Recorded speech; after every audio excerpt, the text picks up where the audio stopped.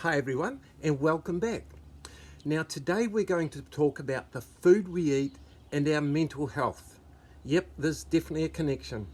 Now this is a big one and an important one, so I'm going to divide it into two sections. Part one today. Now the question is, does the food we eat have a huge influence on our body and our brain and therefore our mental health? Well, keep listening. Remember, in previous videos we talked about how our ancient stress response is directly connected to our mental and emotional well-being. It is directly linked and in fact considered by many as the precursor of all forms of non-genetic mental health disorders. I mean, that's really interesting to know, don't you think? So, during periods of high stress or even when we feel it's just time for a break, and we need a lift, we naturally go for a sweet cuppa and any of those high energy yummy foods which are made out of pure glucose, flour and sugar. Cakes, buns, donuts, pizza and lolly water, etc. But remember, as the World Health Organization said, sugar is not a food as we know it, and in large amounts it is toxic. They are toxic chemicals.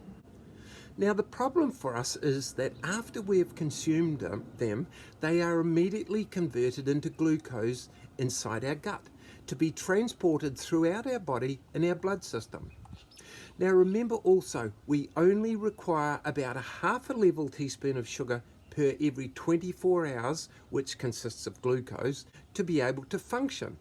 But with even a small snack of this typical yummy food, we regularly end up consuming a massive 20 to 30 teaspoons equivalent. And that ends up being similar for every time we graze. And we could be grazing 6 times plus per day, which begs the question, how many times are you grazing in the average 24 hours? I had to stop and think about it. Now, every time we graze, it creates a massive spike in the amount of the glucose chemical, which in this volume is both toxic and corrosive to our arteries. And as it turns out, to our brain cells, for goodness sake. Now, in the moment, that automatically elevates our levels of stress because our stress response has been triggered yet again because the huge spike in glucose is considered as a threat to our survival. Remember our reptilian brain? And remember, the stress response is designed in the moment to highly agitate our otherwise calm and balanced mind and thought processes to have them operate at a more intense level. So our normally balanced anxiety levels are also triggered as the anxiety reacts with our amygdala, remember the library of all our emotional and traumatic experiences, as they both search to discover the cause of the sense of threat that we are experiencing. And we even experience panic attacks and a sense of fear, as our natural stress response also automatically motivates us to run for our life. And of course, the confusion for us comes because there is no reason for fear, no reason to run, but we're getting those senses pumping through us. Now, on this occasion, the overreaction is just coming from the sugar we are consuming. Who would have known? Certainly not me. But then our body secretes the insulin hormone, which quickly clears the glucose from our blood and stores it into the fat cells out of the way and as an energy reserve for the future before it does any damage. But in the rush to clear the huge amounts of glucose that we have eaten, large amounts of insulin are produced to compensate. And that can clear most of the glucose, leaving not enough for our body, including our brain, to function. And again, that is picked up by our reptilian brain as yet another major threat to our survival.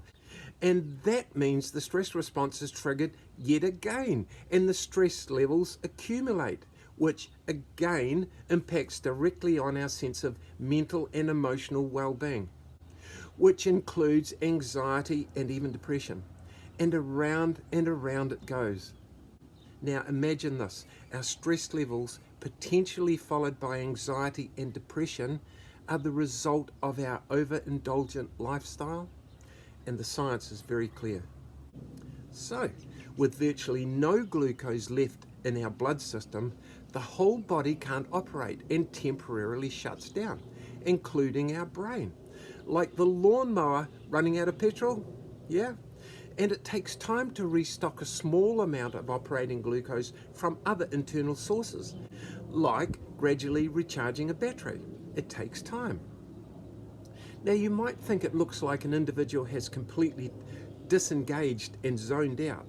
And the reality is that they are, and they have, as there is minimal power or glucose energy left in their system that would allow their brain to function.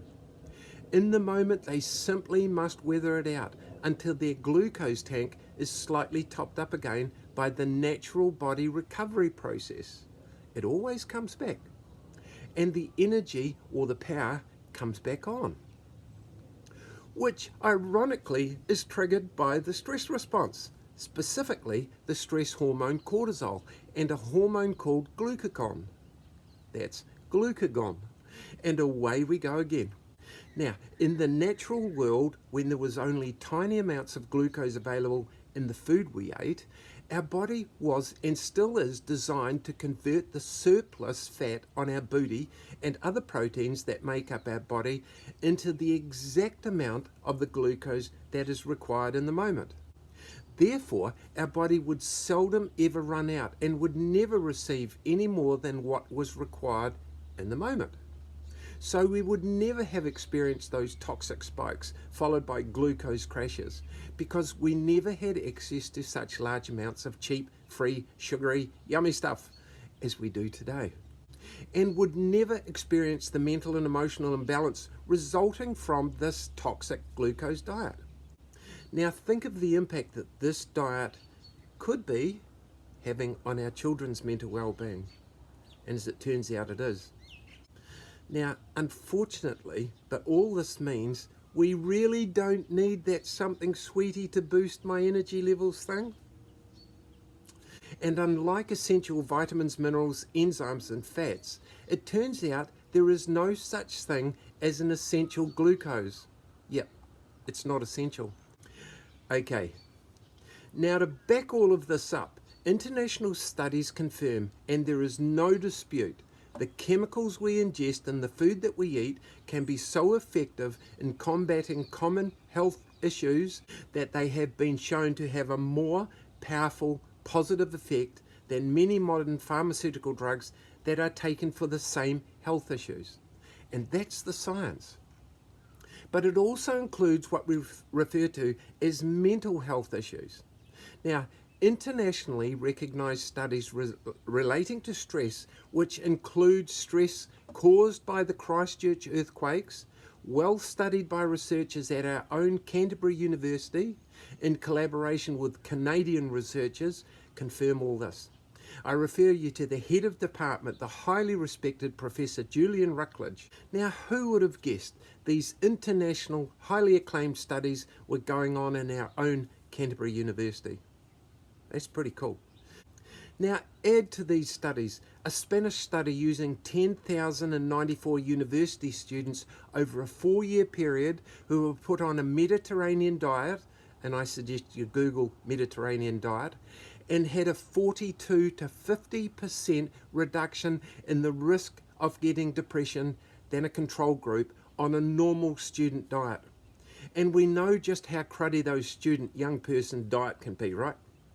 But that means around 5,000 of our student friends and family would never have had to experience such devastating mental health issues if they had only known how important their diet was. And this one, published in January 2017, was the first ever trial used to treat clinical depression using food instead of medications. Now, 2017 is only 7 years ago. Now, they took individuals already struggling with depression and again gave them the Mediterranean type diet. Over a mere 3 months, 33% of them had achieved full remission. And it didn't include the ones who required more time to reach full remission. So what's going on? So this study found, and one must conclude from the other studies, that a high density, healthy, natural, Mediterranean style diet without the high glucose levels correlated directly with a recovery in depression.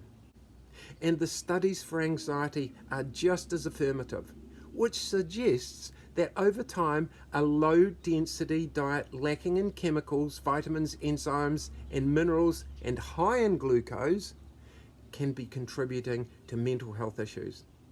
The more you read it, the more you get it. Okay, so why is that? Well, high density foods correlate directly with the nutrition our brains need to function at an optimum level, and therefore brain health.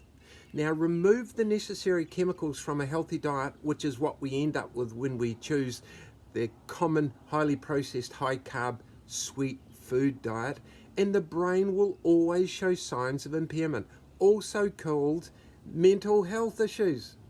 We all should remember the more stressed we find ourselves, the more important it is that we have a special stress supporting diet until we get through those stressful periods. Now, don't be mistaken.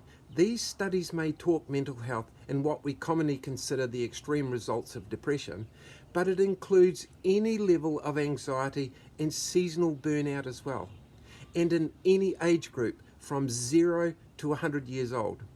Farmers, self-employed, parents, and anyone else take this on board. Now get this. An Australian study took 100 students with depression and bad food habits and put them onto a Mediterranean-style diet plus a short daily video outlining the benefits of such a diet for a mere 3-week period only. At the end of the period, depression levels had plummeted 30% and stayed that way for the following 3 months, even after the students went back onto the old diet. Now, I reckon that's all good news for sure, and something we can all do for ourselves. It means we can all turn a lot of these things around, and more important, prevent them from happening simply by having a better, high density, quality diet. Phew, that was a big one. Okay, good job everyone. Now we will continue this with part 2 in the next video, so I'll catch you then. Okay, bye bye.